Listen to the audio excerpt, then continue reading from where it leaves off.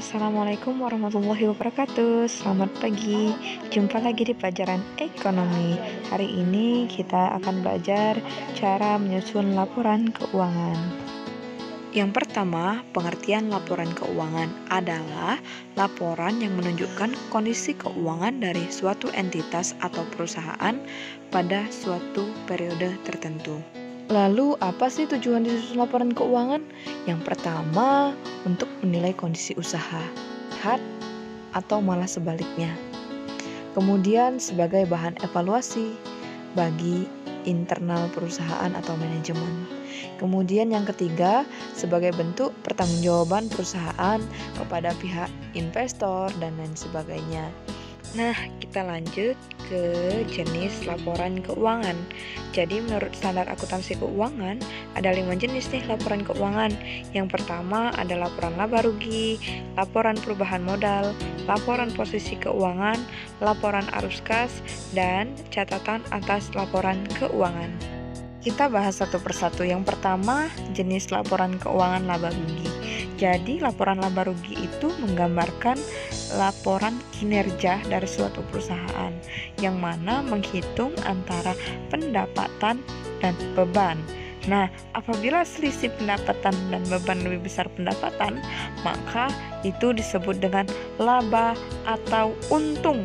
Nah, sementara apabila beban lebih besar daripada pendapatan, maka itu disebut dengan rugi. Kemudian, pada laporan laba rugi itu dapat disusun dalam 2 bentuk. Yang pertama ada single step, yang kedua ada multiple step.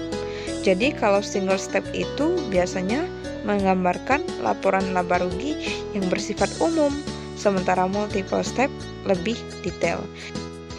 Yang kedua, laporan perubahan modal.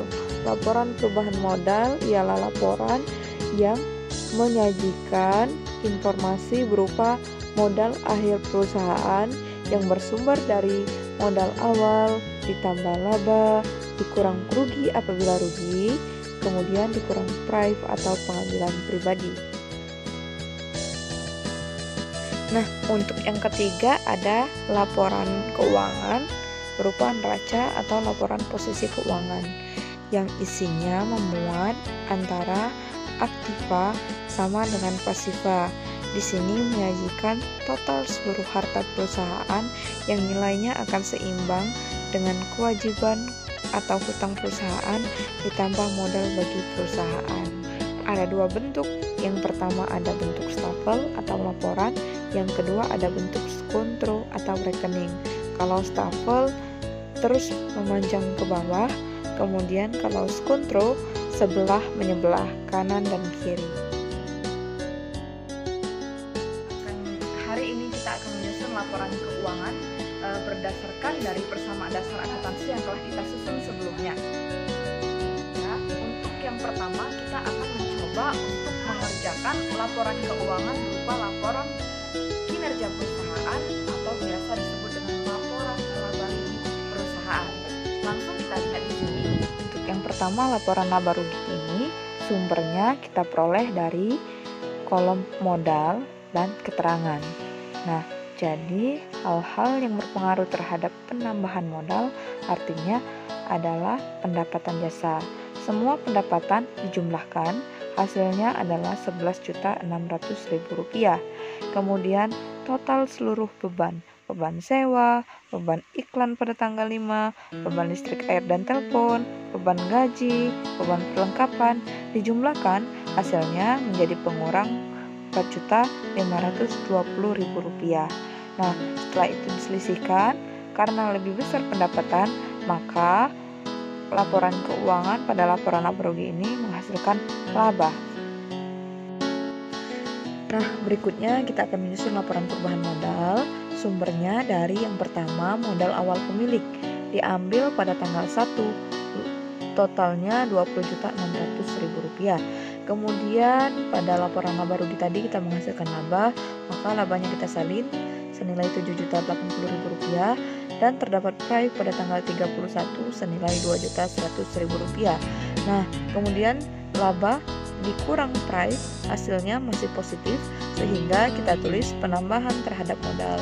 Nah, modal awal ditambah penambahan terhadap modal, totalnya modal akhir adalah Rp25.580.000. Samakan dengan kolom modal pada PD persamaan dasar akuntansi. 3. Kita akan menyusun laporan neraca atau laporan posisi keuangan. Seperti ini.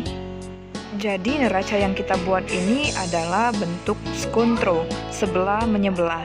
Di sebelah kiri terlampir aktiva yang terdiri dari aktiva lancar dan aktiva tetap.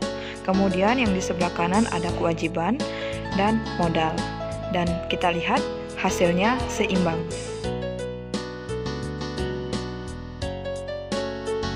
Seperti biasa, di setiap akhir pertemuan akan diberikan latihan soal yang bisa dikerjakan secara mandiri di rumah dan tentunya akan kita bahas secara bersama-sama di dalam kelas. Sampai jumpa.